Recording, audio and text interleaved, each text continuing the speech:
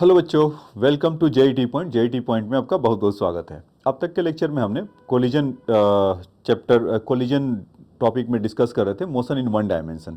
और टॉप पूरे चैप्टर की बात करा जाए तो सेंटर ऑफ मास हमने डिस्कस किया है और कंजर्वेशन ऑफ मोमेंटम किया है। तो अब हम लोग कोलिजन भी देख लिए थे और कोलिजन इन वन डायमेंशन भी देख लिए थे। आज हम लोग जो देखेंगे कोलिजन इन टू डायमेंशन। तो अभी तक के डिस्कशन में मतलब कोलिजन होता क्या है, इलास्टिक कोलिजन क्या होते हैं, इनइलास्टिक कोलिजन क्या होते हैं, उसमें मोमेंटम और काइनेटिक एनर्जी किसमें कंजर्व होता है, शेप डिफॉर्म होता है तो क्या होता है। तो motion collision in one dimension के बारे में हमने काफ़ी हद तक बहुत कुछ देख रखा है। अब है आज के लेक्चर में हम लोग जो बात करेंगे collision in two dimension. Collision in two dimension में क्या है कि एज इट इज़ वैसा ही होगा जैसा कि हम कोलिजन इन वन डायमेंशन में करते थे। मोमेंटम यहाँ भी वहाँ भी कंजर्व होता है और यहाँ भी कंजर्व होगा। काइनेटिक एनर्जी वहाँ भी होता है और यहाँ भी होगा, बशर्ते कि हो इलास्टिक कोलिजन हो, परफेक्टली इलास्टिक कोलिजन हो। अगर इन इलास्टिक कोलिजन होगा तो काइनेटिक एनर्जी जैसा आपको पता है कि उसमें कंजर्व नहीं होता है। फिर यहाँ पर कोफिशिएंट ऑफ सब्स्टिट्यूशन का क्या रोल होने वाला है, इम्पैक्ट पैरामीटर क्या है, ये सब बारे के इन सबों के बारे में देखेंगे। और देखेंगे मोशन इन टू डायमेंशन होता ही कैसे है। आपको पिछले लेक्चर में थोड़ा सा उसका ग्लिम्स से दिखाया था कि ऐसा ऐसा होता है और हम लोग ये देखेंगे। तो नेक्स्ट क्लास में, तो आज से क्लास 2 है बच्चों, तो उसमें हम लोग समझेंगे कि मोशन इन टू डायमेंशन होता क्या है। मोशन इन टू डायमेंशन के लिए मैंने आपको वहाँ पर जो बेसिक ज्ञान दिया था कि सेंटर ऑफ मास जो उनका थोड़ा ऊपर नीचे हो।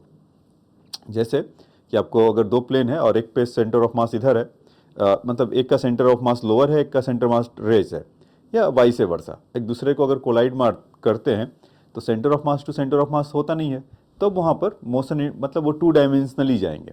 तो जैसा आपने मोशन इन 1D या मोशन इन 2D प्रोजेक्टाइल में देखा था, तो हमने आपको बताया था कि 1D का ही एक्सटेंशन है, हम दो अलग अलग केसेस को करने लगते हैं। तो एग्जैक्टली यहाँ पर भी यही काम करेंगे। जो हम कंजर्वेशन ऑफ मोमेंटम करते हैं, तो ऐसा मोमेंटम कैसा क्वांटिटी है, वेक्टर क्वांटिटी है, तो उसके दो डायमेंशंस होंगे, एक्स और वाई। अगर टू डायमेंशन में बात कर ही रहे तो एक्स में कितना हुआ, वाई में कितना हुआ, सेपरेटली इंडिपेंडेंटली उन सबों को देखेंगे। थोड़ा बहुत इम्पल्स का भी तड़का लगाते हुए कोई एक दो क्वेश्चन देखेंगे कि अगर इलास्टिक कोलिजन अगर नहीं है, परफेक्टली इलास्टिक कोलिजन नहीं है और परफेक्टली इन इलास्टिक कोलिजन नहीं है, तो उस केस में पार्शियली अगर इलास्टिक कोलिजन है, देन व्हाट विल हैपन।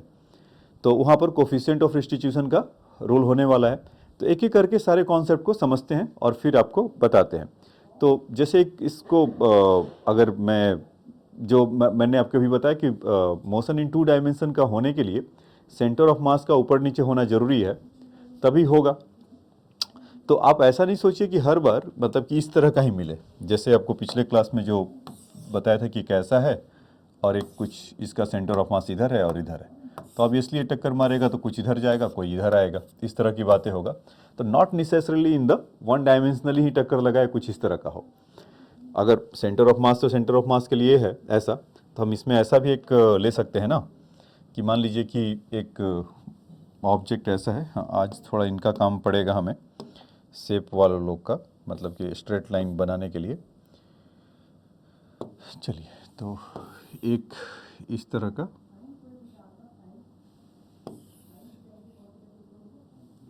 ऐसा अगर है, तो मान लीजिए कि यहाँ पर एक ऑब्जेक्ट है और वो ऐसे जा रहा है, और एक ऑब्जेक्ट ऐसा है, ऐसे जा रहा है, से M1 और M2। तो पहले इसके मतलब देखते हैं हुआ क्या। तो सेंटर ऑफ मास एक का यहाँ है और एक का यहाँ है, तो अब ये सी बात है, जब वो दोनों टकराएंगे तो क्या होगा, कुछ एक इधर जा सकता है आर्बिट्री शेप में, यार मतलब हमें कोई पता नहीं है किधर जाएगा, तो हम बोल सकते हैं ना कि इस तरह से एंगल में θ1 और θ2 पर ऐसे जाएगा, है ना। तो अभी इस क्वेश्चन को मैं थोड़ा मॉडिफाइड कर देता हूँ। मैं क्या कर लेता हूँ कि अगर मान लीजिए कि इसका 2 मीटर पर सेकेंड है और इनका 40 kg का मास है, ठीक है। अब इनको ले लेता हूँ कि और इनको ले लेता हूँ 20 kg, 20 मीटर पर सेकेंड कर देता हूँ, और इसको ले लेता हूँ 4 kg, ऐसा, ठीक। तो क्वेश्चन में थोड़ा सा मॉडिफाइड करके उस वाले पर भी आते हैं कि आपको पहले बेसिक अंडरस्टैंडिंग इसका बता दें कि हुआ क्या यहाँ पे। कि अगर इस तरह का है और दोनों ऑब्जेक्ट 4 kg और 40 kg दोनों एक दूसरे से क्लिंग कर जा रहे हैं, ऐसा।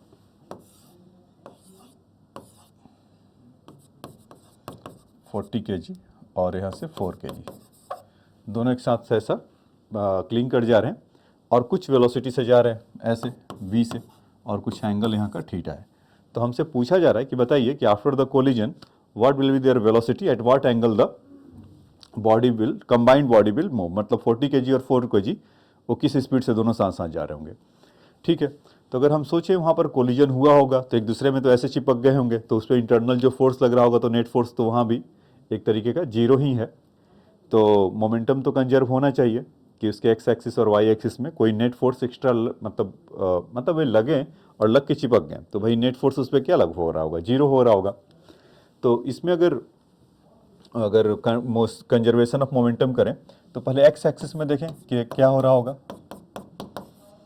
तो इनिशियल मोमेंटम 40 kg इंटू 2 ऐसा, दूसरा वाला तो वाई एक्सिस में है, या दूसरा वाला इसको बोल दिया मतलब इस वाले के लिए, चलो इसको 1 कर लेते हैं, इसको 2 कर लेते हैं, अब सही है, इस विजिबल।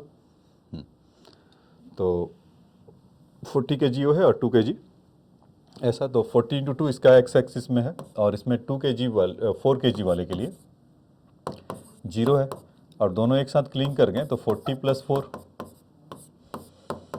इंटू वी से जा रहा होगा। तो इसका ये वाला कंपोनेंट क्या होगा बच्चों, इस v cos थीटा ना, मतलब मोमेंटम का कंबाइंड मास का mv cos थीटा। तो यहाँ पर mv cos थीटा ऐसा लिख सकते हैं क्या, ये देखिए mv cos थीटा। अच्छा, दूसरे वाले की अगर एक्स एक्सिस के लिए किया, वाई एक्सिस के लिए अगर करेंगे तो कितना क्या होगा, तो इनका वाई एक्सिस नहीं है, मतलब इनका मतलब ये 40 kg वाले इसकी बात कर रहे हैं। तो 0 प्लस इन 4 kg वाले के लिए कितना है, 4 into 20 equal to again 40 + 4 combined momentum जो जा रहा होगा। तो अब इसके लिए वाई एक्सिस में कितना होगा, तो 40 + 4 v sin थीटा। इस तरह का इक्वेशन नंबर 2, इक्वेशन नंबर 1। तो हमारे पास अननोन कितने हैं, 2 ही हैं, थीटा और v है। तो इन दोनों को अब जैसे आपको मर्जी वैसे कर लीजिए आप, और डेटा इस तरह से सोच के दिया था कि 80-80 दोनों आ रहे हैं, आपको करने में आसानी होगा। तो आप देखेंगे इक्वेशन फर्स्ट व इक्वेशन 2 कर रहे होंगे, जैसे इस इक्वेशन को और इस इक्वेशन को आपस में डिवाइड करिए, तो यहाँ भी 80 है, मतलब 80 + 0 और 0 + 80 तो 80 ही हो गया। तो इन दोनों को जब डिवाइड करेंगे, इसको यहाँ पे ऐसा लिख दे रहा हूँ, तो ये विजिबल है ना, हाँ, इसको डिवाइड करेंगे तो यहाँ से 1 हो जाएगा, और ये देखिए 44 44 दोनों जगह से कैंसिल हो रहा है, वी कैंसिल हो रहा है, और ये कितना जाएगा बच्चों, इस cot थीटा। तो अगर थीटा का वैल्यू फिर कितना आ गया, π/4 या 45 डिग्री, इस तरह का। अगर हम, हाँ, हमसे क्या पूछा गया था कि बताओ किस एंगल से निकलेगा, तो थीटा कहेंगे 45 डिग्री से निकलेगा। और मतलब आपको तो कॉन्सेप्ट समझ में आ गया ना, कॉन्सेप्ट क्या था, कॉन्सेप्ट ये था कि भाई एक्स एक्सिस में कितना मोमेंटम है इनिशियली और फाइनल देख रहे हैं, वाई एक्सिस में कितना है तो इसको देख रहे हैं, और दोनों का हम सॉल्व कर रहे हैं। और हमसे पूछा गया था कि एट व्हाट वेलोसिटी से पार्टिकल विल बी यहाँ से निकलेगा। तो जब इसका वैल्यू हम लोग पुट करेंगे, कहीं भी आप पुट कर लीजिए, या यहाँ पर भी अगर हम इसको अगर लिख पाएँ ऐसा, तो क्या लिख पाएंगे, 80 + 44, हाँ ये सोच के नहीं दिया था, equal to v cos theta ऐसा। एंड दूसरा वाला कितना होगा, अगेन 80 + 44 v sin थीटा ऐसा। इन दोनों को अगर स्क्वायर सम करेंगे तो कितना आ जाएगा, उसका v का वैल्यू आ जाएगा, मतलब v² cos² theta, v² sin² theta, दोनों सेम क्वांटिटी है, उसका रूट लेंगे तो 80/44 √2 आ जाएगा। मतलब इसको यहाँ पर इसी चीज़ को ऐसा लिख देते हैं, v का वैल्यू करें निकालेंगे तो स्क्वायर करके सम, ये समझ में आया ना, ये सेम ही चीज़ है, 80/44 और स्क्वायर सम करेंगे तो √2। तो ये आप थोड़ा अपना कैलकुलेशन करिएगा, मीटर पर सेकेंड यूनिट का जरूर ध्यान रखेंगे। तो इस तरह इस क्वेश्चन में आपको समझ में आया होगा कि एक्स और वाई एक्सिस में और क्लिंग कर गया। अगर हम इसको थोड़ा मॉडिफाइड कर दें कि ठीक है ये v से ऐसे तो जा रहा है या कुछ वेलोसिटी है उसका, और इसको कुछ एंगल पर लेकर आ जाए, देन उस केस में क्या होगा। मैं क्या कहना चाह रहा हूँ बच्चों कि मान लीजिए कि ये ऐसा है, ये ऐसा है, तो एक बॉडी जो ऐसा कहीं से जा रहा था ऐसे m1, और यहाँ से दूसरा m2 से ऐसे जा रहा था,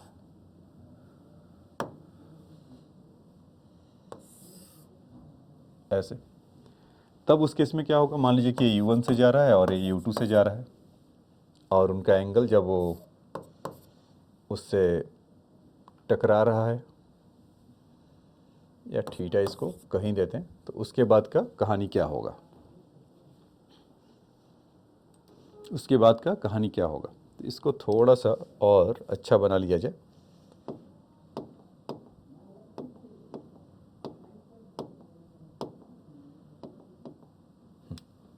ठीक है, स्पीड तो वही है,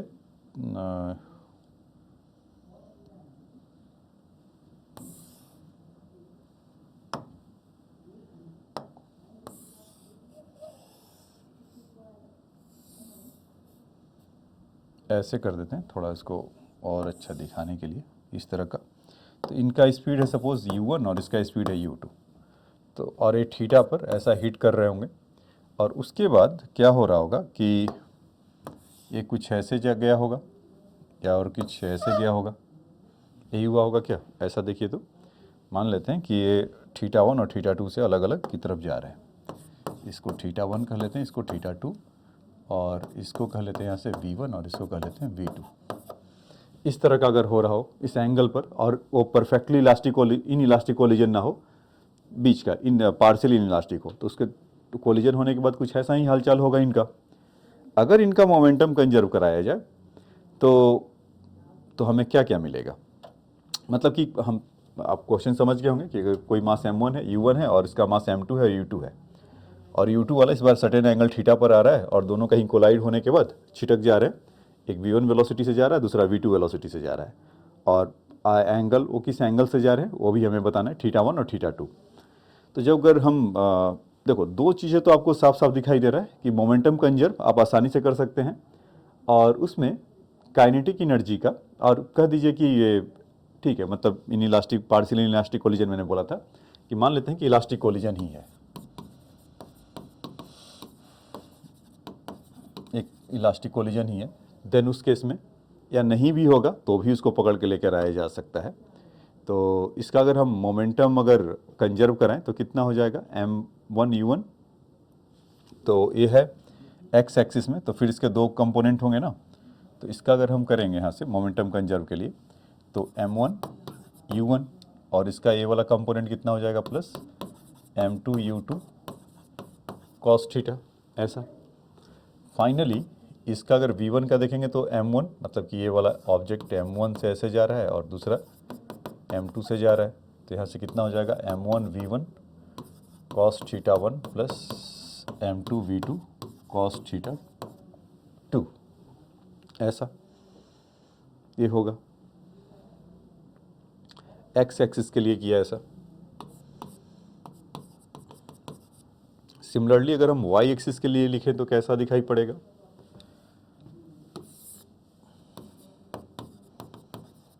तो इसमें देखिए वाई एक्सिस में तो केवल एक ही है, यही वाला है, M2U2 साइन थीटा, ऐसा होगा, क्योंकि तो एक्स एक्सिस में अगर मान लेते हैं कि एक्स एक्सिस सही है हमारा और वाई एक्सिस से है, ऐसा कहना पड़ेगा।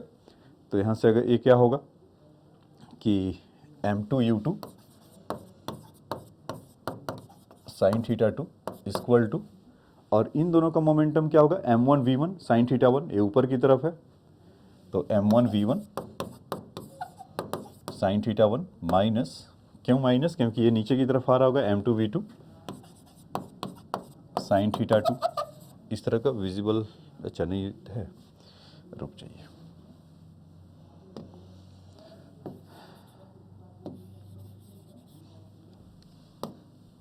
माइनस M2V2 साइन थीटा 2, इस तरह का कुछ होगा अगर वाई एक्सिस में अगर करेंगे तो अभी अननोन देखो बच्चों कितना है, V1 है, V2 है, थीटा 1 है, थीटा 2, 4 अननोन है। इक्वेशन कितने हैं, पहला वाला एक एक्स एक्सिस के लिए आया, दूसरा वाला वाई एक्सिस के लिए आया।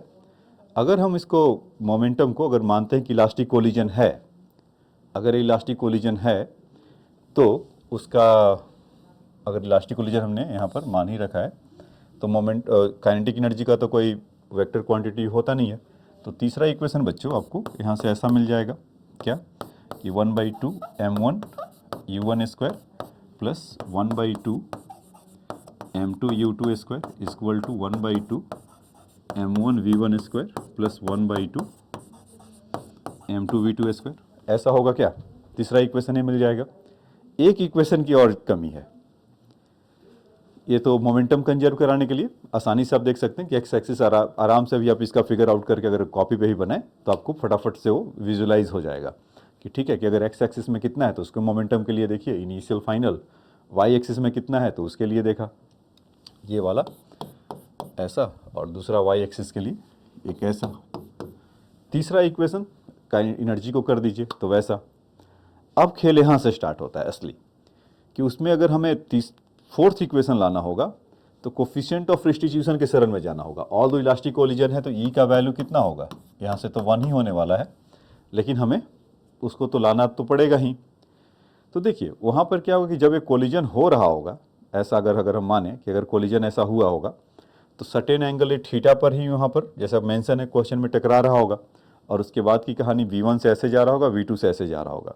तो इसको मैंने पिक्टोरिकली, क्योंकि यहाँ पर बनाना थोड़ा सा मुश्किल काम हो रहा था, तो इस तरह का बच्चों अगर आप देखेंगे कि जब वो दोनों बॉल ऐसा ही था ना, ये वाला बॉल और ये वाला बॉल ऐसे जा रहा था, से m1 था और यहाँ से m2 था। तो जब आप इसको आप देख पा रहे होंगे कि जब टकराने से पहले वाला ये इसका u2 से था और यहाँ से u1 से जा रहा है, तो आफ्टर द कोलिजन के बाद ये कुछ v2 से निकला है, v1 से निकला है। तो इसको मैंने अभी क्या किया कि सेंटर टू सेंटर, जैसे कि आप इसको ऐसा विजुलाइज करिए जरा, ये विजिबल होगा ऐसा, फिर उसके बाद ये ऐसा और एक कैसा, ठीक है। देखिए तो इस पे जो अभी मैं जो कलर ऐसा दिखा रहा हूँ ऐसा, ये विजिबल है क्या? इसमें आप देख रहे हैं कि जो u1 था ओरिजिनल स्पीड से u1 से जा रहा है और ये वाला u2 अपना इधर जा रहा था, उन दोनों के बीच का एंगल थीटा है। और यहाँ से जो पॉइंट ऑफ, अच्छा इसमें क्या करते हैं कि इसको बोलते हैं लाइन ऑफ इम्पैक्ट। ये कॉन्सेप्ट आपको समझना होगा लाइन ऑफ इम्पैक्ट का।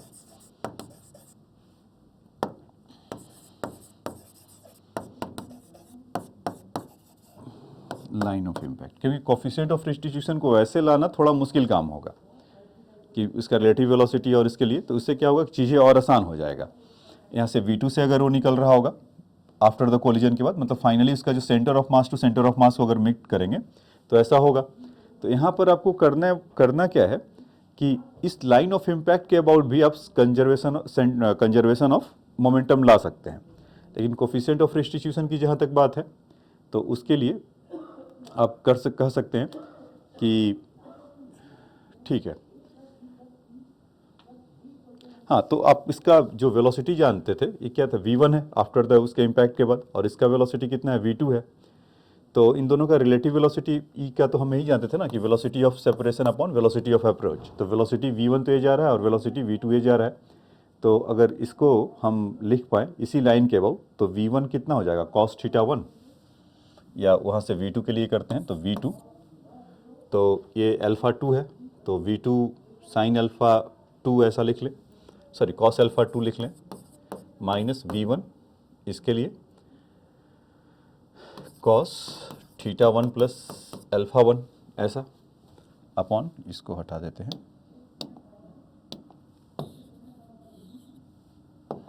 अपॉन, अच्छा इनिशियल स्पीड की अगर देखें बात करें तो u1 तो इधर है, तो इस लाइन के अबाउट कितना हो जाएगा u1 cos अल्फ़ा, ठीक है। और इस लाइन के अबाउट इसको देखेंगे तो u2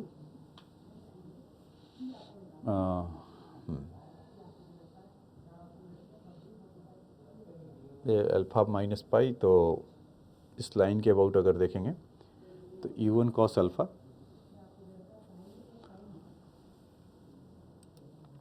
तो इस वाले के लिए u2 के लिए अगर देखेंगे तो यहाँ से क्या कितना हो जाएगा u2, और इसका एंगल देखिए कि इस अबाउट इसके लिए चाहिए तो अल्फ़ा 2 ऑलरेडी है और थीटा 2 है ये चीज़, और ये आपका थीटा यहाँ से है तो इसका वैल्यू हो जाएगा cos theta plus theta 2 plus alpha ऐसा।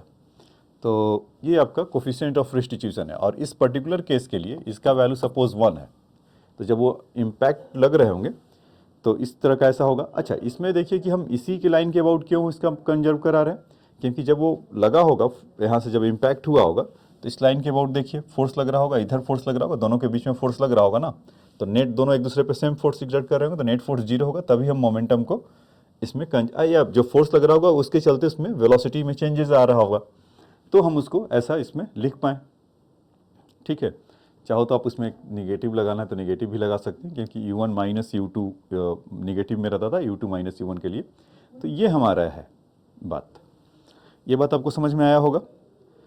एक बार फिर से समझ लीजिए कि क्या हो रहा है कि दो मास अगर आ रहे थे और एंगल थीटा पर था, तो यहाँ पर ये दोनों का जो M1 था ये मास और दूसरा M2 था। तो अभी एक तो जा रहा था U1 से ऐसे, सॉरी ये U1 से ऐसे जा रहा था, मतलब हॉरिजॉन्टल एक्स एक्सिस के अबाउट, और U2 सर्टेन एंगल थीटा पे जा रहा था। आफ्टर द इम्पैक्ट के बाद क्या होता था, वो V1 और V2 से निकला था। ये कुछ फिगर आपको उधर बनाया था मैंने, ये देखिए, ये फिगर था ना, V1 और V2 के बाद ऐसा कुछ हो रहा था, ये V1 से जा रहा था, V2 से जा रहा था, थीटा 1 थीटा 2। तो उसी को एक ही फिगर में यहाँ से समझाने के लिए एक ऐसा ले लिया कि जो V1 हो रहा था थीटा 1 से, और देखिए V2 जो जा रहा था तो हॉरिजॉन्टल से थीटा 2 की तरफ नीचे की तरफ बनाया है। और उस समय जो लाइन ऑफ इम्पैक्ट इसको बोलते हैं, लाइन ऑफ इम्पैक्ट के अबाउट, तो ये अल्फा 1 और अल्फा 2 पहले और दूसरे वाले बॉडी से ऐसे बना रहा है।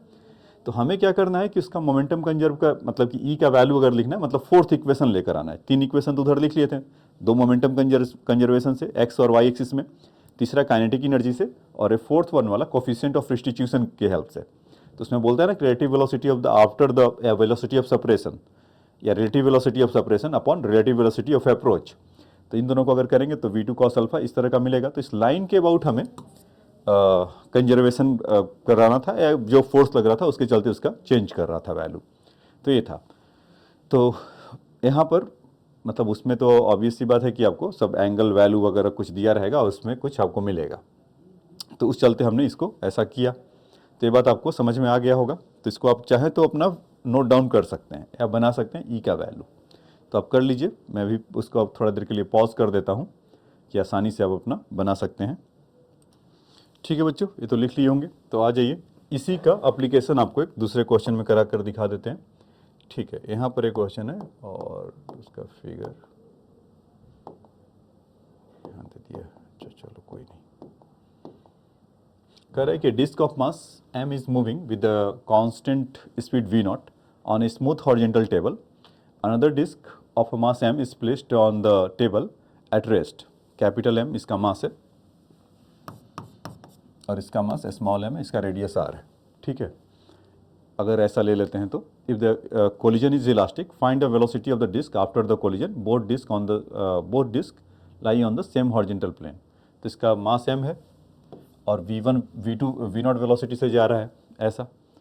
तो देखिए जब वो हिट कर रहा होगा एक दूसरे से, या जो एंगल उन दोनों पे बन भी रहा होगा, तो आप वहाँ से देख पा रहे होंगे कि ये डिस्टेंस यहाँ से यहाँ तक का कितना हो जाएगा, r प्लस कैपिटल R। अगर इस पॉइंट को आप यहाँ से समझिए कि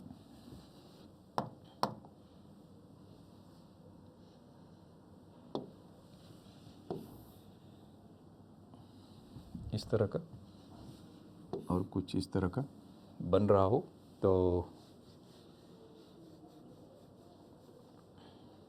सेंटर टू सेंटर अगर उसको नीचे भी लाकर सोच सकते हैं, तो साइन थीटा का जो वैल्यू होगा वहाँ से वो कितना हो जाएगा, या मतलब एंगल, क्योंकि यहाँ से R सामने परपेंडिकुलर इसको ले लेते हैं। अच्छा, ये R लेते हैं R+1, तो इसको यहाँ पर अगर थीटा लेते हैं तो कितना हो जाएगा उसका साइन थीटा का value, R plus small r by capital R, ऐसा ये हो सकता है। सामने से अगर देखने पर हाँ यही लग रहा है। तो क्वेश्चन समझ में आया होगा। देखिए इसमें क्या कर रहा है कि अगर V0 से ऐसा जा रहा है और यहाँ पर ऐसा R के लिए उसका रेडियस है, और उन दोनों के बीच का डिस्टेंस अगर D है, तो इसको बोलते हैं बच्चे इम्पैक्ट पैरामीटर। इस D को इस पर अभी बता रहे हैं, लेकिन वो जो दोनों कोलिजन हुआ है उस पर अगर बात करें तो उस पर अभी आपको बता रहे थे। तो दोनों के बीच को अगर सेंटर टू सेंटर अगर मीट करेंगे तो मतलब हमारा जो आगे कहीं ना कहीं चलकर ये कुछ ऐसा ही बनेगा ना, ये दोनों टकरा रहे होंगे इस तरह का। तो इन सेंटर से मतलब ऐसा अगर करेंगे तो लाइन ऑफ इम्पैक्ट वही होगा हमारा। तो इसी के अबाउट आपको अभी सिखाया था कि बाकी चीज़ को करने के लिए, सॉल्व करने के लिए।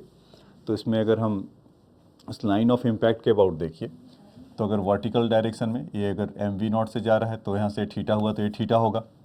इसी और उसका कुछ एक कंपोनेंट आएगा, उसका कंपोनेंट क्या आएगा बच्चों, m we not cos theta. अगर एक्स एक्सिस की बात करें तो, क्योंकि दूसरा वाला तो रेस्ट में है, और वाई एक्सिस की अगर बात करें तो इनिशियल जो मोमेंटम होगा इन दोनों में, और initial momentum in y axis में, तो M we not sine theta होगा। अच्छा, अब इसके बाद जब कोलिजन हो रहा होगा तो से ये वाला v1 वेलोसिटी से जा रहा होगा इधर, या हाँ, और v2 वेलोसिटी से इधर की तरफ आ रहा होगा। मतलब कि जैसे आप देखते होंगे कि v1 से ऐसा गया था और v2 से ऐसा गया था, यही देखे थे। और ये वाला v3 और v4 से जा रहा होगा। तो मैंने इसको यहाँ पर सिंपल फिगर को लेकर आया है इसको समझाने के लिए। ये चीज़ देखिए कि अगर लाइन ऑफ इम्पैक्ट के अबाउट अगर देखेंगे तो v0 से जा रहा था, तो इसको अगर आगे की तरफ अगर आप करेंगे तो इसको क्या किया हूँ कि यहाँ पर ये अगर आप देख पा रहे होंगे कि लाइन ऑफ इम्पैक्ट के अबाउट ये दो ऐसा ले लिया। मतलब इसी के मतलब इधर एक्स एक्सिस मान लीजिए, उसको वाई एक्सिस मान लीजिए। यहाँ पे ऐसा लिख भी देता हूँ कि इसको आप एक्स एक्सिस ले लीजिए और इसको वाई एक्सिस ले लीजिए। अब इसको हमें अगर कराना हो मगर मोमेंटम कंजर्वेशन, तो M we not cos theta equal to small m, इसको कह लेते हैं। मतलब बेसिकली देखिए क्या हो रहा है कि स्मॉल एम कुछ ऐसे जाएगा v1 से, उसी लाइन के अलोंग मान रहे हैं, और इसमें इसके अलोंग ऐसा कर रहे होंगे तो v2 जा रहा होगा, इस तरह का कुछ बातें होगा। ठीक, वाई एक्स एक्सिस और वाई एक्सिस को सेपरेटली उसको करने के लिए, या तो आप इसको, इसमें दिक्कत है तो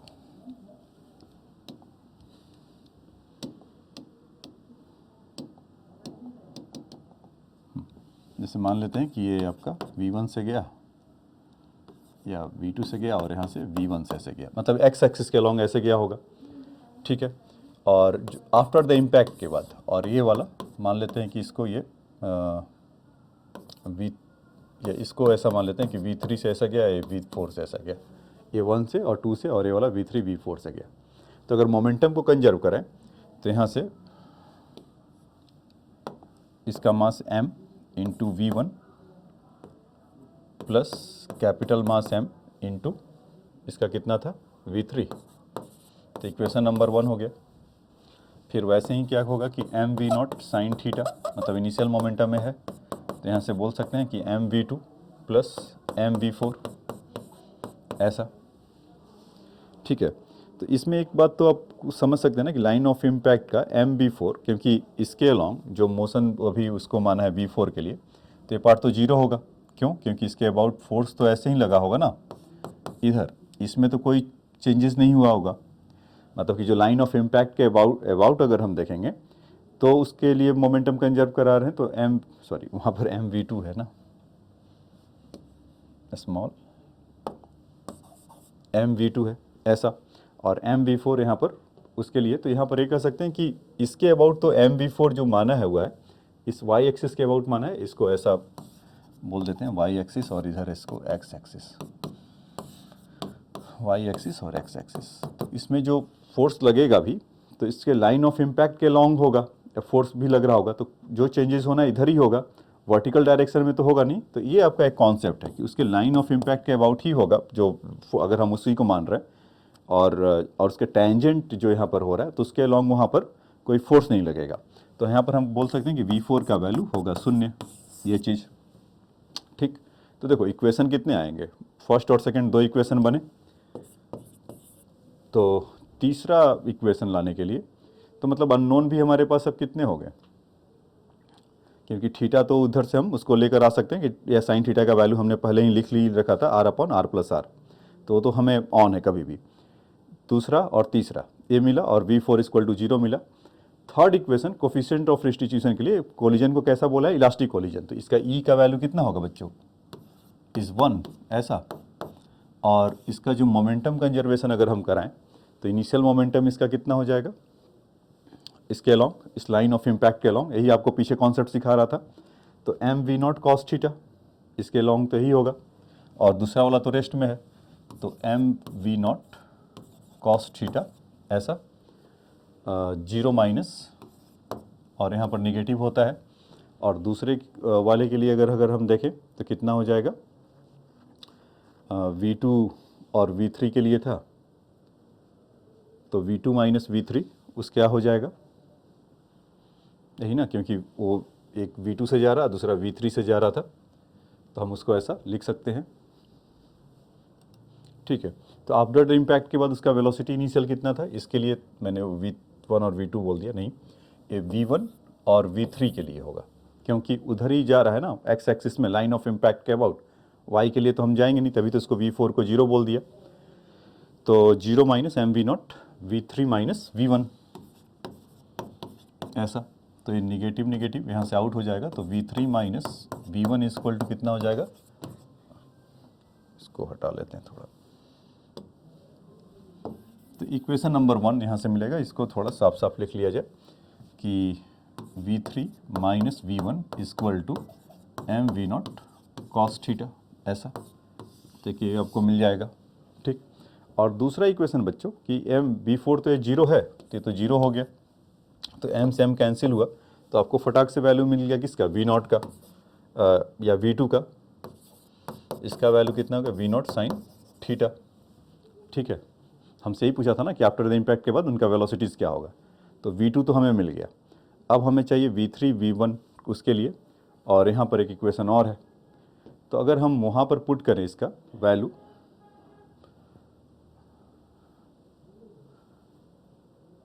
V3 माइनस V1 का कहीं से भी ले लीजिए, जैसे कि मान लीजिए कि V1 का वैल्यू यहाँ पर अगर लेते हैं तो कितना हो जाएगा, V3 minus m we not cos theta ऐसा, और इसका वैल्यू यहाँ पर पुट कर दे तो V3 का वैल्यू हमें मिल जाएगा क्या, यहाँ पर अगर पुट करते हैं तो आ जाइए, यहाँ पर तो मैसी थोड़ा हो रहा है, तो इस वाले इक्वेशन में जो इक्वेशन नंबर 1 है वहाँ पर पुट कर रहे हैं, तो M we not cos theta, M we not cos theta equal to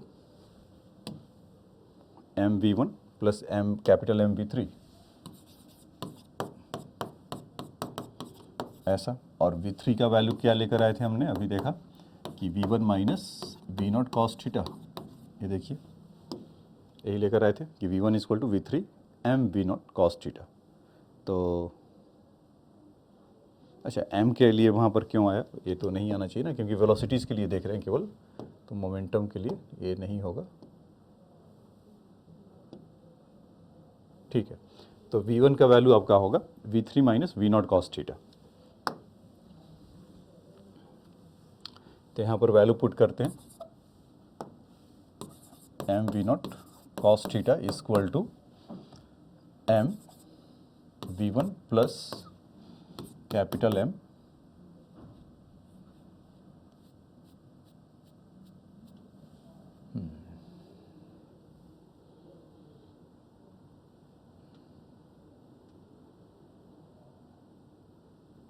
ठीक है, एक ही बार में आ गया, कोई दिक्कत नहीं है, m we not cos theta with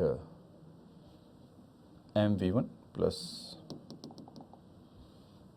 V1 minus we cos theta, तो यहाँ से क्या होगा कि m we not cos theta equal to m V1 plus capital M V1 minus m we not cos theta, तो इसको इधर लेकर आइए, तो यहाँ से क्या होगा, small m plus capital M into v not cos theta equal to, ये 1 नहीं है बच्चों, m plus capital M into V1, तो V1 का जो वैल्यू आएगा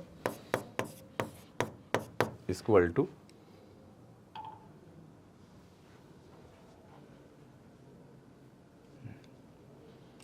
ठीक है, इसमें एक गड़बड़ी ये लग रहा है कि कैंसिल हो गया, लेकिन ऐसा होता नहीं है, क्या हो गया इसको,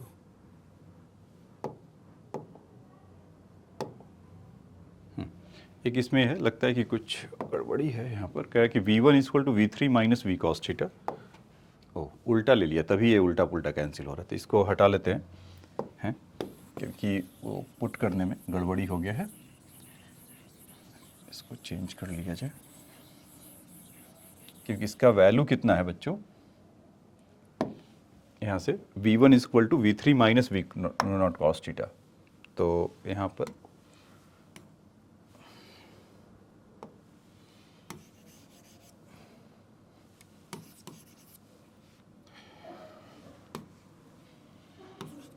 v1 इज इक्वल टू, एक बार फिर से देख ले, नहीं तो v1 इज इक्वल टू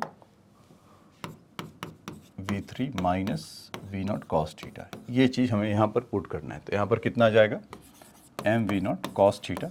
वो पुट करते समय ही कुछ गड़बड़ी लग रहा था, तो m v3 minus we not cos theta plus m v3। तो अब इसको यहाँ से यहाँ लाइए, m we not cos theta, क्योंकि इससे मल्टीप्लाई हो रहा है तो इसमें m minus m we not cos theta होगा, यहाँ पर 2 टाइम्स आ जाएगा। और यहाँ से m प्लस कैपिटल M में v3 आ जाएगा। तो v3 का वैल्यू कितना हो जाएगा बच्चों, 2m v not cos theta upon small m by capital M। इस तरह का आपका v3 का वैल्यू मिलेगा। और v2 का वैल्यू ऑलरेडी हमने निकाल ही रखा है, और v1 चाहिए। तो इसी इक्वेशन में फिर से वापस कर दें, v1 इक्वल ये दूसरा वाला कि v1 के जगह पर कितना हो जाएगा, v3 का ये पूरा minus we not cos theta. तो हम क्यों ना वी नॉट कॉस थीटा को कॉमन ले लेते हैं, और यहाँ पर कितना होगा, 2m upon small m plus capital M minus 1। तो इसको जब आप सॉल्व करेंगे तो v1 is equal to v not cos theta, और यहाँ से m minus capital M upon m plus capital M, इस तरह का। तो ये आपका निकल कर आ जाएगा। तो ये एक फाइन एग्जांपल था। अच्छा, कॉस थीटा का जहाँ तक वैल्यू है, तो आपको साइन थीटा का वैल्यू आपको बताया था कि r प्लस वहाँ से r upon r plus r, sign theta का वैल्यू ये था। ये यहाँ से देख सकते हैं आप, यहाँ से जो साइन थीटा का वैल्यू था r plus r upon r। तो पूछा था ना कि if the collision of the elastic find the velocities of the disc. तो आपको एक बार फिर से रिफ्रेश कर देता हूँ पूरे ज्ञान को कि वहाँ पर लाइन ऑफ इम्पैक्ट के अबाउट हमने मतलब कि सबसे पहले तो हो रहा था v नॉट से जा रहा था और वो रेस्ट पे था। जब उसको टक्कर मारेगा तब उसके लाइन ऑफ इम्पैक्ट के अबाउट, अगर उसी को x एक्सिस मान लेते हैं और वर्टिकल को y एक्सिस मान लेते हैं, और जो फोर्स भी लग रहा होगा लाइन ऑफ इम्पैक्ट के अबाउट लग रहा होगा, उसके अगर वर्टिकल में y एक्सिस जो उस पर है वहाँ तो कोई फोर्स लग नहीं रहा होगा, तो इसलिए मोमेंटम उधर उसका जीरो होगा, कोई चेंज नहीं होगा, हम ये मानते हैं, मतलब यस कंजर्व होगा।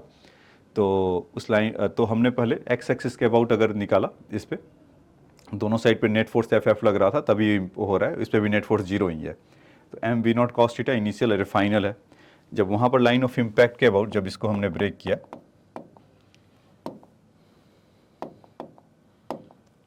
लाइन ऑफ इम्पैक्ट के अबाउट जैसे एम वी नॉट ऐसे जा रहा था, इसको अगर किया तो एम इनिशियल मोमेंटम को और v1 v3 को ये मान लिया कि जब m वाला अगर जा रहा होगा तो v1 से ऐसे लाइन ऑफ इम्पैक्ट के अबाउट, और v2 से ऐसे y एक्सिस उसको मान लिया होगा, और कैपिटल M v3 से ऐसे और v4 से ऐसे। तो अगर मोमेंटम कंजर्व कराएंगे तो M we not cos theta is equal to M we one plus m v three. दूसरे वाले के लिए m we not sine theta करेंगे तो एम वी टू, और यहाँ से एम वी फोर, और वी फोर सिंस जीरो होगा क्योंकि उस लाइन के अबाउट कुछ होगा मिलेगा नहीं। फिर कोफिशिएंट ऑफ रिस्टिट्यूशन, इंपॉर्टेंट चीज़ ये था कि उसके अबाउट अगर करते हैं तो v3 माइनस v1 और zero minus we not cos theta. जैसे आप जानते हैं ना, relative velocity after the collision, या relative velocity of separation upon relative velocity of approach. तो ई का वैल्यू लगाया और इलास्टिक कोलिजन है तो 1 है, तो दूसरा इक्वेशन हमें वहाँ से मिल गया। v4 एक यहाँ से डिस्कवर किया था कि इसका वैल्यू जीरो होगा, इन सबों को मिलाया देखा तो वैल्यू हमारा निकल कर आ गया v1 v2 v3, और v4 ऑलरेडी जीरो था। तो ये है। अगर आप इसको क्रॉस चेक भी करेंगे क्योंकि इलास्टिक कोलिजन है तो इसका जो कंजर्वेशन ऑफ एनर्जी होना चाहिए सिंस इलास्टिक कोलिजन है, तो आप इसका वैल्यू अगर भी पुट करके देखेंगे कि half m u square equal to, क्योंकि इसका दूसरा है, और half m we one square plus half m v two square, या ऑल टाइप ऑफ इसका जितना भी वेलोसिटी है उसको अगर सम करके देखेंगे तो इनिशियल और फाइनल दोनों आपस में इक्वल आएगा। तो ये तो कहानी था बच्चों आपका लाइन ऑफ इम्पैक्ट के अबाउट कि इसको कैसे टैकल करते हैं। तो आपको पहले एक क्वेश्चन दिखाया और दूसरा मैं क्वेश्चन नहीं, मतलब हाँ, एक आपको उधर से ज्ञान दिया और एक क्वेश्चन आपको इसके एप्लीकेशन पे इस पे कराया। ठीक है, अगर आपको और क्वेश्चन चाहिए तो आप मैसेज बॉक्स में जाकर बताइए, तो और आपको इसमें हेल्प किया जाएगा और क्वेश्चन आपको दिया जाएगा। ठीक है, ये तो इसकी बात हुआ बच्चों। अब देखते हैं कि इम्पैक्ट पैरामीटर क्या होता है। इम्पैक्ट पैरामीटर इज समथिंग, मतलब जो आपको कहानी इस क्वेश्चन के लिए है एग्जैक्टली उसका फिगर भी वही है इम्पैक्ट पैरामीटर का। जैसे मान लीजिए कि कोई मास m1 है और कोई मास m2 है और इसका सेंटर यहाँ पर, इसका सेंटर ऊपर है। तो अगर ये जा रहे होंगे, बेसिकली ये पैरेलल लाइन है, यहाँ से जो डिस्टेंस आप लगा लीजिए कुछ d है, इसी को बोलते हैं इम्पैक्ट पैरामीटर। जैसे अगर कोलिजन होने के बाद अभी ये था, यहाँ से v1 है या कुछ u1 है और ये u2 है, और मान लीजिए कि m2 वाला, m2 इसका मास है और u2 रेस्ट पर है और इलास्टिक कोलिजन है, तो हम यहाँ से यही लिख पाएंगे ना कि mu1 इक्वल टू अच्छा, उसके लिए तो फिगर आउट पूरा करना पड़ेगा कि यहाँ से फिर क्या होगा कि ऐसा फिगर एक बना लेते हैं कि ऐसा, तो एक मान लीजिए ऐसे निकला हो, एक ऐसा निकला हो, तो उसमें एक m वेलोसिटी से या m1 वाला v1 से जा रहा है और m2 वाला v2 से जा रहा है। इस तरह का अगर मोमेंटम कंजर्व कराएंगे तो mu यहाँ से होगा और m1 v1, अच्छा यहाँ पर भी एंगल θ1 और θ2 लिख लेते हैं, तो mv1 cos θ1 plus m2 v2 sin θ2, ऐसा। तो इसके अबाउट होगा, x एक्सिस के अबाउट होगा ऐसा। y एक्सिस के अबाउट देखें तो कोई वहाँ पर मोमेंटम है नहीं, तो जीरो हो जाएगा, और यहाँ से कितना हो जाएगा m1 v1 sin θ1 minus m2 v2 sin θ2। तो एक सामने से आपको equation m1 v1 sin θ1 equal to m2 v2 sin θ2। इसके अलावा प्लस काइनेटिक एनर्जी भी कंजर्व होगा, तो 1/2 m1 u square equal to 1/2 m1 v1 square plus 1/2 m2 v2 square. ये दूसरा इक्वेशन आपका ऐसा मिलेगा, तो m2 v2 स्क्वायर कट गया। अच्छा,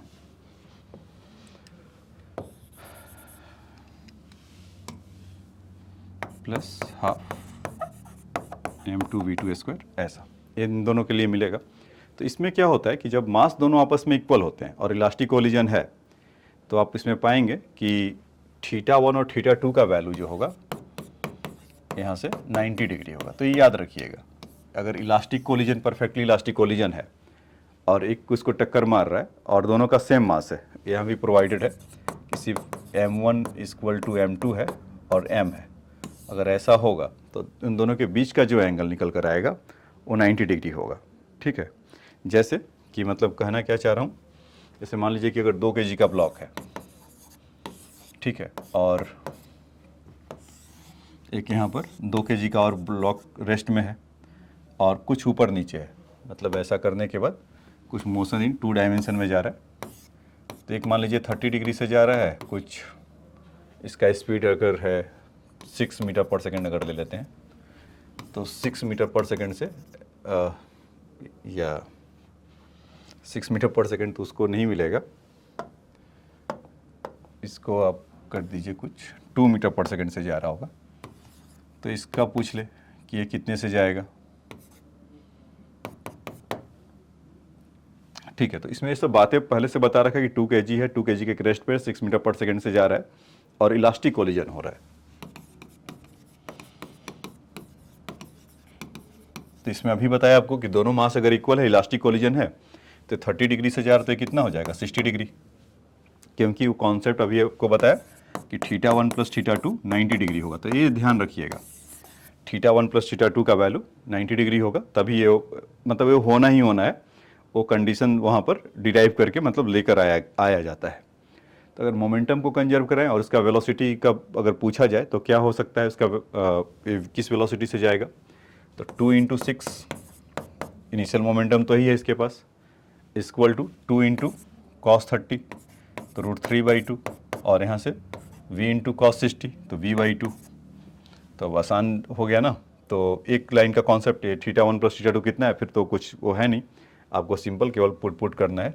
2 से 2 कैंसिल हुआ तो फिर यहाँ पे एक 2 भेज देगा, तो 24 हो जाएगा अपॉन 2√3 इक्वल, नो माइनस होगा ना, तो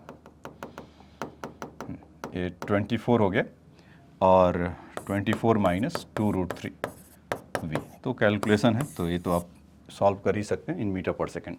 तो ये था बच्चों इसका की करने का।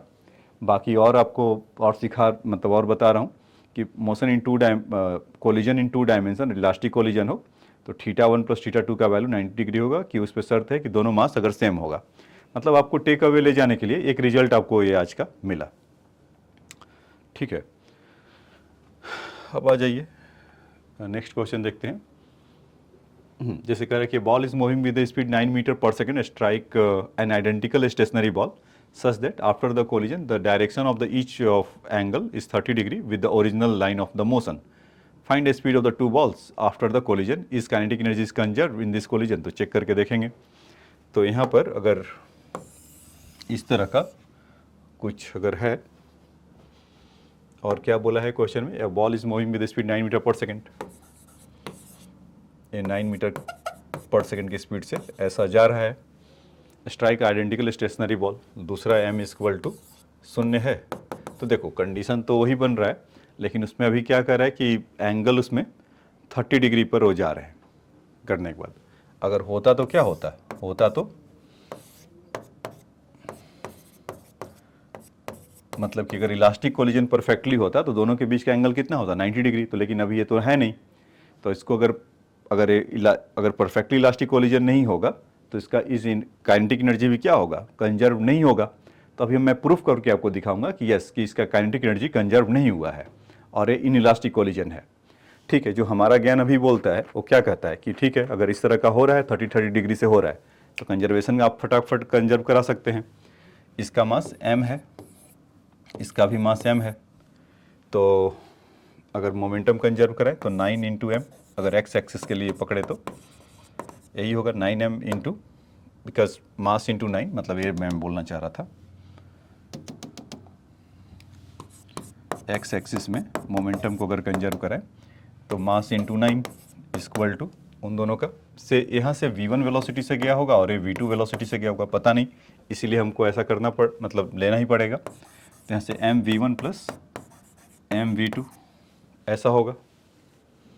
ठीक, तो mm अपने घर चले जाएंगे, तो यहाँ से v1 प्लस v2 का वैल्यू कितना आ जाएगा, 9 इस तरह का। ठीक है, तो v1 प्लस v2 का वैल्यू 9 आ गया, तो इक्वेशन नंबर इसको 1 लिख लेते हैं। अब दूसरा इक्वेशन लाने के लिए हमें क्या करना पड़ेगा, ऐसा कुछ अगर x एक्सिस के अबाउट किया तो y एक्सिस के अबाउट अगर मोमेंटम को कंजर्व कराएंगे तो यहाँ से m1 या mv1 sign 30 equal to mv2 sign 30, तो ये तो सब आपस में इक्वल ही हैं। ये mv2 साइन 30 तो ये कैंसिल हो जाएगा, साइन 30 और mm, तो यहाँ से आपको क्या मिला, v1 इक्वल टू v2। तो ऐसा मत सोचिए कि v1 इक्वल टू v2 हुआ तो इलास्टिक कोलिजन हुआ। तो v1 इक्वल टू v2 अगर करेंगे तो इसमें से जो कॉमन वेलोसिटी उनका निकल कर आए, दोनों का से v कर लीजिए या v1 इक्वल टू v2 कर लीजिए, तो 9/2 मीटर पर सेकेंड आ जाएगा।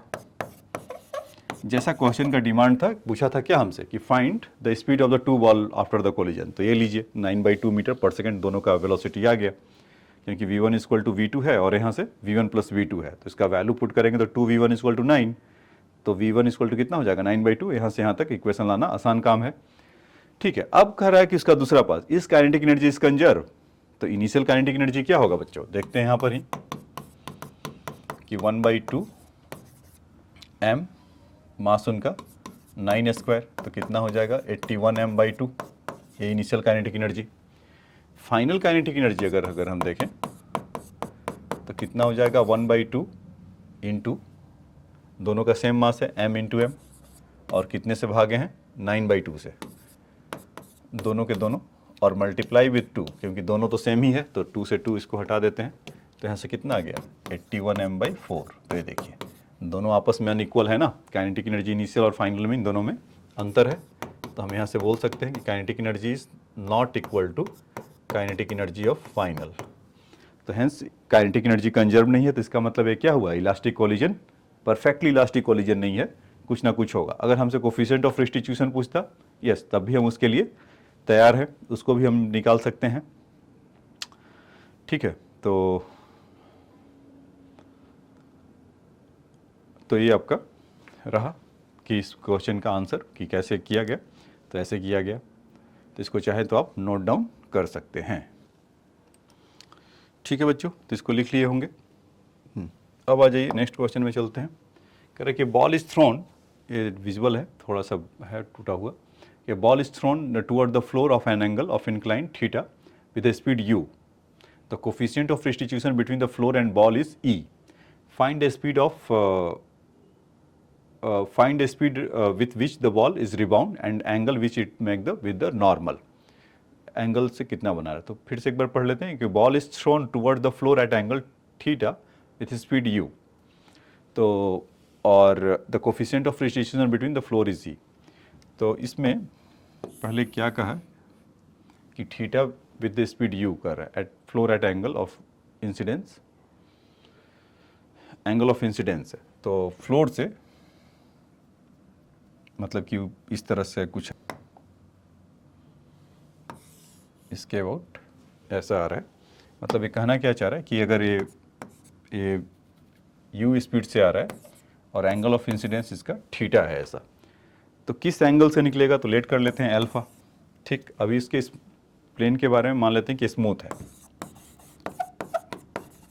ठीक है, तो इसमें क्या होगा कि जब वो इसका वर्टिकल कंपोनेंट होगा u cos थीटा, अगर यहाँ से अगर देखें तो u cos थीटा, तो ये आपका चेंज, ठीक है, जब ये यहाँ से ऐसा किया होगा तो मान लेते हैं कि स्मूथ है। तो मैं आपको ये बता रहा था कि सपोज u cos थीटा, मतलब कि अगर वो कर रहा होगा तो इसके दो कंपोनेंट होंगे, एक u cos थीटा और u sin थीटा। अगर इसको अगर आप देखेंगे कि जो इसको हिट कर रहा होगा तो u cos थीटा और यहाँ से u sin थीटा। तो इसमें आप देखेंगे अगर स्मूथ अगर होगा तो कोई इसको रिटार्डिंग फोर्स तो हॉरिजॉन्टल डायरेक्शन में लगेगा नहीं, तो उसका जो वेलोसिटी या मतलब उसका जो मोमेंटम है वो चेंज नहीं होगा, तो हम कह सकते हैं कि नेट फोर्स जीरो होगा। तो वेलोसिटी का जो एक्स कंपोनेंट है वो रिमेन सेम होगा या हॉरिजॉन्टल कंपोनेंट सेम होगा।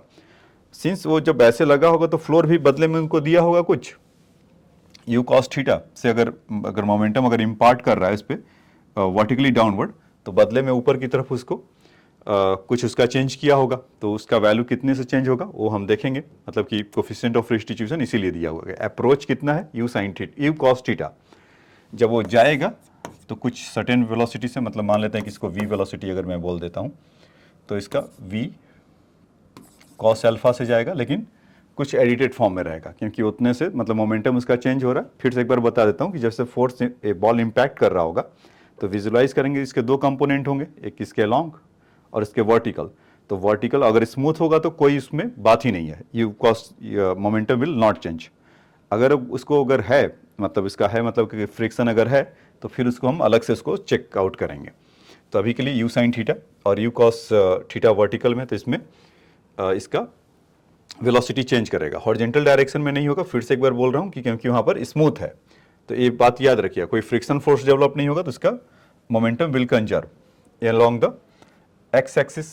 तो यहाँ से क्या लिख सकते हैं, m u sine theta is equal to m u cos alpha, sorry sine alpha, ऐसा। तो एम यू कैंसिल हुआ यहाँ से, तो हम यहाँ से बोल सकते हैं ना कि sine theta is equal to, oh u तो नहीं है ना, ये v है, v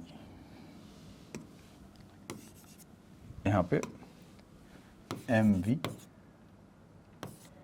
साइन अल्फा, एम से एम कैंसिल हुआ, तो हम यहाँ से बोल सकते हैं कि u sine theta is equal to v sine alpha. Equation number 1 मान लीजिए। दूसरा इसके लिए आते हैं, तो कोफिशिएंट ऑफ रेस्टिट्यूशन तो ये तो दे रखा है, तो हम जानते हैं velocity of separation upon velocity of approach. तो यहाँ से अगर करेंगे तो वेलोसिटी ऑफ अप्रोच कितना है, u cos थीटा और सेपरेशन v cos अल्फा। तो यहाँ से u sine u cos alpha हो जाएगा। तो यहाँ से v cos alpha equal to alpha alpha सब तो कैंसिल ही हो जाएगा, फिर ये थीटा है भाई, v cos थीटा। तो यहाँ से v cos alpha equal to e u cos theta होगा क्या, equation number 2। v cos alpha equal to e u cos theta होगा और u sin theta equal to v sin alpha होगा। इन दोनों में अगर डिवाइड करेंगे हम तो tan थीटा बाई कितना आ जाएगा,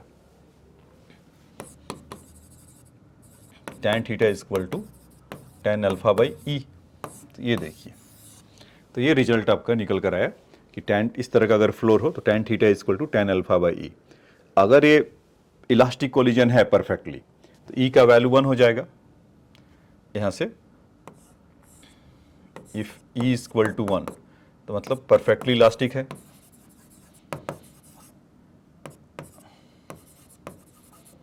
इलास्टिक कोलिजन है तो यहाँ से हम बोल सकते हैं कि tan theta is equal to tan alpha होगा और उस केस में यहाँ से theta is equal to alpha होगा। तो ये याद रखिएगा, जब भी परफेक्टली इलास्टिक हो जितने से गिरेगा उतने से ही उस एंगल से मतलब थीटा और अल्फा आपस में इक्वल हो जाएंगे। परफेक्टली इनइलास्टिक कोलिजन होगा तो उसका वैल्यू क्या होगा कि परफेक्टली इनइलास्टिक हुआ तो वॉल से टकरा रहा तो सॉरी फ्लोर से टकरा रहा तो फ्लोर से ही चिपक जाएगा और उसी के अलॉन्ग होगा, कभी मतलब रेज नहीं करेगा। और यहाँ से भी आप देख सकते हैं कि अगर ई का वैल्यू अगर 0 होगा तो यहाँ से हम क्या बोल सकते हैं, tan थीटा का वैल्यू इन्फिनिटी आ जाएगा ना। यहाँ पर अगर ये 0 हो जाए तो tan थीटा का वैल्यू कितना होगा, समथिंग बाई 0 तो इन्फिनिटी। तो थीटा का वैल्यू कितना हो जाएगा, 90 डिग्री यहाँ से, ठीक। तो उस केस में आपको जैसे भी लेना है कि थीटा का वैल्यू उस केस में अगर परफेक्टली इलास्टिक होने के लिए 90 डिग्री से होगा तो मतलब इधर से ही जाएगा, या दूसरी भाषा में tan अल्फा को जब आप कैलकुलेट करेंगे उसका वैल्यू 0 तो tan अल्फा का वैल्यू 0 आएगा, अल्फा का वैल्यू 0 आ जाएगा। तो इसका मतलब कभी वो रेज नहीं करेगा और वैसा ही वो निकलते हुए जाएगा और उसमें कब आएगा नहीं, ठीक है। तो ये आपका मतलब कि tan theta equal to tan alpha, ये दो केसेस थे। कब इक्वल होगा, जब परफेक्टली इलास्टिक कोलिजन होगा तो थीटा और अल्फा जिस एंगल से आए थे उसी एंगल से निकल जाएंगे। तो अभी हम कुछ क्वेश्चन में इसको लूँगा, मतलब इसको मैं डायरेक्टली एज ए रिजल्ट की तरह इसको यूज़ करूँगा। तो उस क्वेश्चन में आप इसके लिए तैयार रहिएगा। अब आ जाइए नेक्स्ट क्वेश्चन में चलते हैं। ये कह रहा है कि ball of mass m is just disturb from the top of the fixed smooth circular tube in a vertical plane and the falls impinging on the ball of the mass 2m at the bottom. The coefficient of restitution is half. Find the height to which the ball reach after the second impact. Question आपको समझ में आया बच्चों? अगर नहीं समझ में आया तो एक बार फिर से बता देता हूँ। कह रहा कि ball of mass m is just disturbed from the top of the fixed smooth circular tube in a vertical plane and falls in, ठीक है। तो पहले तो आपको एक ट्यूब बना के दिखा देता हूं।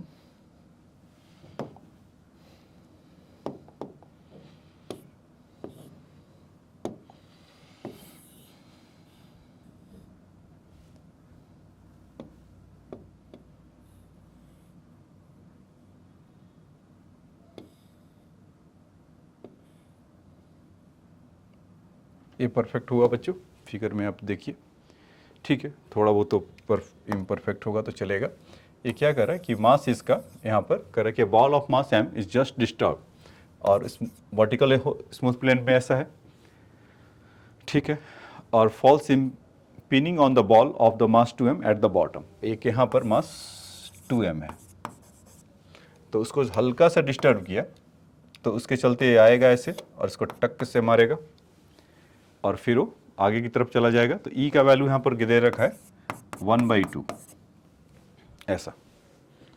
तो पूछ रहा है कि सेकंड इम्पैक्ट में कितना होगा। देखो होगा क्या कि m जब इसको टक से इसको कर रहा है तो कुछ रेस करेगा, यही होगा, फिर वापस आएगा, मतलब या तो सफिशिएंट उसको v = √5 जो होता है, अगर उस वेलोसिटी से अगर उसको नहीं मिल रहा होगा तो फिर उतना कुछ यहाँ पर रेस करेगा, फिर इसको टक मारेगा, फिर ऊपर से ऊपर जाएगा। तो फिर क्या होगा, तो हमें उसके लिए निकालना है।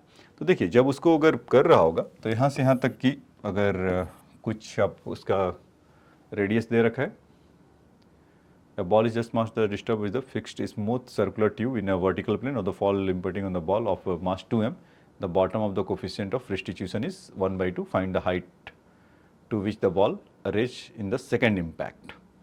तो इसमें मान लेते हैं कि रेडियस इसका कुछ r है, ऐसा r। तो जब ये बॉल आया होगा यहाँ पर, जब इसको टक से इसको ऐसा कुछ कर रहा है तो उसका किस वेलोसिटी से आएगा, तो हमें पता है कि v = √2gh होता है, या एनर्जी कंजर्वेशन भी लगा कर आप देख सकते हैं। तो यहाँ से कितना हो जाएगा 2 इंटू जी इंटू 2r,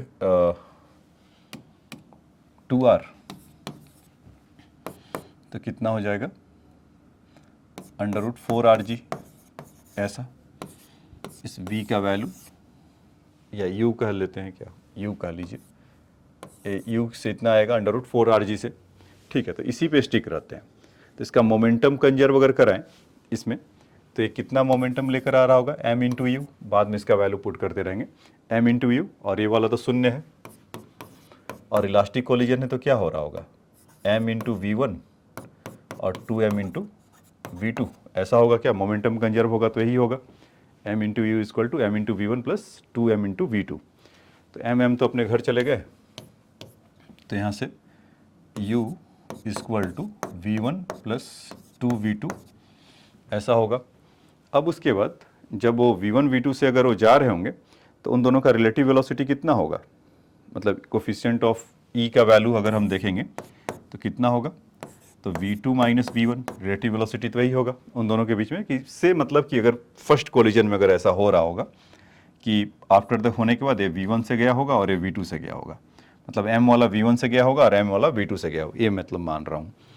तो इसका u ऐसा u1 माइनस u2 होता ही है, तो u का वैल्यू तो u ही है, तो ऐसा हो गया। तो e का वैल्यू कितना है 1/2, तो यहाँ से कितना मिल गया v2 minus v one equal to u/2, equation number 2 और इक्वेशन नंबर 1। इन दोनों को ऐड करेंगे तो v1 अपने घर जाएंगे और v2 का वैल्यू कितना आ जाएगा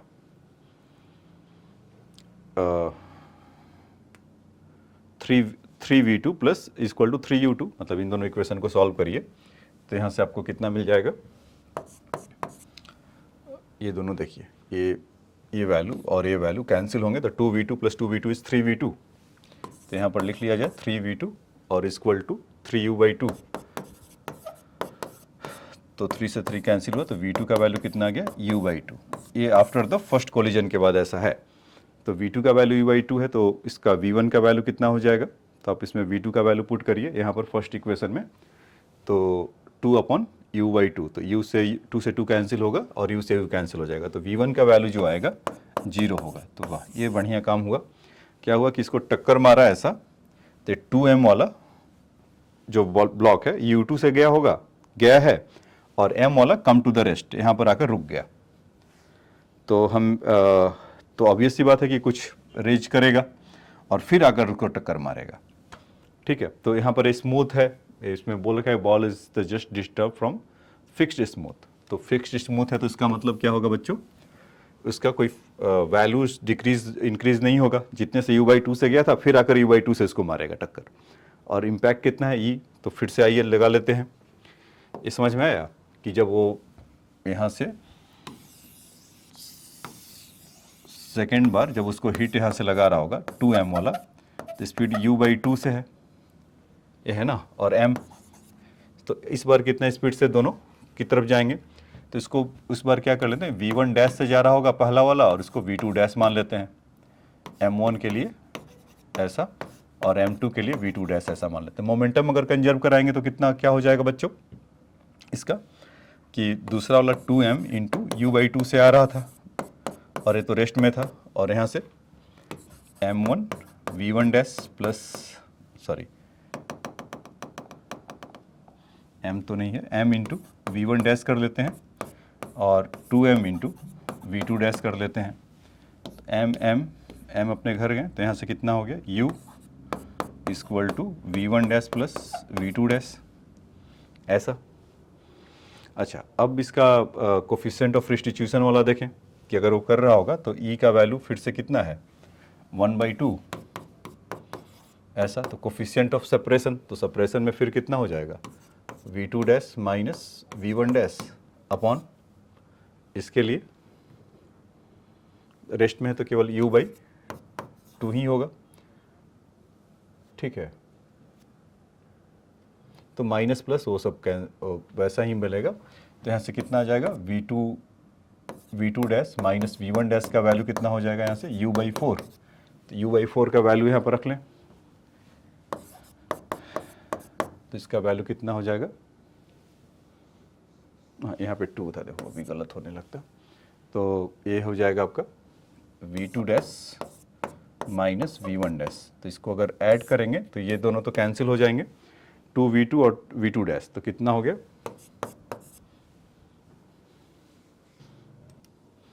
ठीक है। तो इन दोनों को अगर हम सॉल्व करते हैं तो कितना जाएगा, u प्लस यू बाई 4, तो यहाँ से कितना हो जाएगा 5u by 4 equal to a 3v2 dash ऐसा। तो v2 डैश का वैल्यू कितना जाएगा बच्चों, यहाँ से 5u बाई 12 ऐसा, 5u बाई 12। और सिमिलरली इसका वैल्यू कहीं भी आप पुट कर देंगे तो उसका दूसरे वाले का आ जाएगा v1 डैश का वैल्यू कितना आ जाएगा कि 5 माइनस 5 बाई 12 माइनस 1 बाई 4, तो उसका आ जाएगा 2u बाई 12। यहाँ से देखिएगा 4 से अगर 3 से मल्टीप्लाई करेंगे तो 3u बाई 12 आ जाएगा, इधर आ जाएगा तो 3 माइनस, तो इसमें आ जाएगा 2u बाई 12, तो v1 का। अब इसके लिए अब अगर एनर्जी कंजर्वेशन फिर से अगर लगा देते हैं तो मान लीजिए कि कितना रेस किया ही पूछा था ना, तो mgh1 कह देते हैं और उनका हाफ m u स्क्वायर, तो 1/6 u स्क्वायर बाई 36, तो m से m कैंसिल हुआ और u स्क्वायर का वैल्यू कितना था, √4gh, ये याद है ना, यहाँ से अभी किया था, √4gh या not 4gh is r, radius r था तो √4rg, तो यहाँ पर √4rg, तो gh1 equal to 4rg upon 36, तो g से g आपका निकल जाएगा, यहाँ से आ जाएगा 9, तो h1 का वैल्यू कितना आ जाएगा बच्चों, यहाँ से r/9। सिमिलरली आप h2 का भी वैल्यू निकालेंगे तो भी कुछ ना कुछ वहाँ से मिल जाएगा, तो वहाँ से अगर स्क्वायर करेंगे वैसे ही आप देख सकते हैं कि 5/12 है तो 25/144 होगा, और उसका मास 2m है, तो 2m तो वहाँ से तो कैंसिल हो जाएगा, फिर वहाँ से एक हाफ और बचा रहेगा, तो उसके जगह पर आ जाएगा आपका कुछ 50/108, हाँ वहाँ से 2 से 2 तो कैंसिल, 25/288 वहाँ से आ जाएगा, और 2r का मल्टीप्लाई अगर होगा जो कि वहाँ से पुट करेंगे, या 4r का मल्टीप्लाई होगा तो 100/288 इतना r होगा, ठीक है। तो h1 का वैल्यू इतना होगा और h2 का वैल्यू इतना यहाँ से आ जाएगा। तो ये शुद्ध तरीके से मतलब कोलिजन पर बेस्ड क्वेश्चन था, और लॉज उसका सर्कुलर मोशन का मतलब उसका तो कुछ मतलब उसका फ्रेमिंग करके और उसमें कोलिजन का आपको कॉन्सेप्ट उसमें दे दिया। तो आज के लेक्चर में इतना ही, तो और जब कल नेक्स्ट बार में मिलेंगे तो अभी जो आपने अभी देखा था, अभी इसमें आपने देखा कि इम्पल्स का रोल तो अभी तक नहीं आया था, मतलब एडिटेड फॉर्म में जो कंजर्वेशन ऑफ मोमेंटम हमने देखा था कि अगर इम्पल्स आ जाता है तो एडिटेड फॉर्म में मोमेंटम कंजर्व होता था, तो उसके लिए हमने कैसे किया था तो उसको अलग से बताया जाता है। तो मोशन इन 2 डायमेंशन का तो हमने आज खूब सारा ज्ञान लिया कि अगर ऐसा होगा तो ऐसा होगा, क्या होगा क्या होगा, तो वो सब बातें, और लाइन ऑफ इम्पैक्ट जो उनका जो आज का था, और मेन टॉपिक, और इम्पैक्ट पैरामीटर। तो इम्पैक्ट पैरामीटर में तो कोई जान नहीं रहा क्योंकि उसमें जनरली इलास्टिक कोलिजन होता है, और जो किसी हाइट से आपने देखा था कि अगर इसको किसी बॉल को अगर एंगल पे अगर फेंकते हैं तो अगर इलास्टिक कोलिजन है तो इसका वैल्यू 1 होगा और एंगल दोनों का सेम होगा। ये सब बातें हमने देखा था। अब इसके बाद नेक्स्ट जो क्लास में जब हम मिलेंगे तो इसके और कुछ कॉम्प्लिकेटेड पार्ट इसका देखेंगे, तब जाकर ये चैप्टर आपका एक कोलिजन का लगभग समाप्त हो जाएगा। तो जैसे ही कल एक समाप्त होगा तो फिर एससी वर्मा के जितने भी क्वेश्चन हैं सेंटर ऑफ मास से लेकर सारे कोलिजन तक का उसको करेंगे। तो नेक्स्ट लेक्चर में जो हम मिलेंगे तो उस लेक्चर में तो एससी वर्मा को थोड़ा लाना मुश्किल है अभी, लेकिन हाँ उसके नेक्स्ट वाले में तो स्टार्ट कर ही लेंगे। कल के क्लास में क्या होगा कि आपको जितने भी या नेक्स्ट जो वीडियोज़ आप उसमें देखने जा रहे होंगे तो उसके लिए बता दूं कि उसमें क्या आपको मिलेगा कि ये जो अभी हमने motion in 2 dimension collision in 2 dimension के लिए देखा था, और इलास्टिक कोफिशिएंट ऑफ रिस्टिट्यूशन का हमने एक जो एप्लीकेशन किया था कि उसके लाइन ऑफ इम्पैक्ट के अबाउट, तो उसका एप्लीकेशन कुछ और देखेंगे, और इम्पल्स एडिटेड फॉर्म में या मोमेंटम एडिटेड फॉर्म में इम्पल्स के साथ क्या कर रहा होगा। सपोज कोई इंक्लाइन प्लेन है उसको अगर टक से किया तो उसके वेलोसिटीज़ में क्या चेंजेस होंगे, तो ये सब बातें हम डिस्कस करेंगे। तो आज के लेक्चर में इतना ही, नेक्स्ट लेक्चर में जब मिलेंगे तो और सारा क्वेश्चन बहुत सारा और क्वेश्चन करेंगे। Thanks for your time.